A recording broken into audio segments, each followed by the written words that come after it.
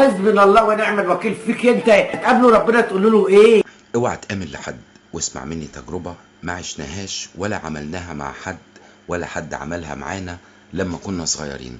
تجربة تخليك تتغير، تجربة تخليك تعيد حساباتك، ويمكن تخليك ما تعملش خير في حد.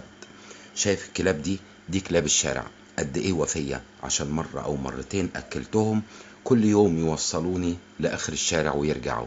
اقسم بالله العظيم والمصحف وبجميع الكتب السماوية، القرآن والانجيل والتوراة، ده حصل. ده مثال واشكال موجودة في حياتنا، ومع ذلك هنقول الا من رحم ربي، لان لسه في نفوس فيها خير.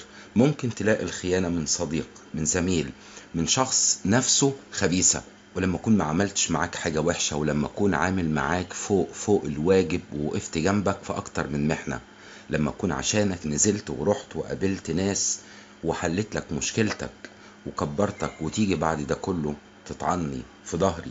بشكل عام اوسخ من كده مفيش. الخيانة ما بقتش من الغريب، لا وايه، يقف ويقول الله اكبر. هي كلمة واحدة بس انا هقولها لك: عمري ما شفت اوسخ من كده. حسبي الله ونعم الوكيل، وافوض امري الى الله.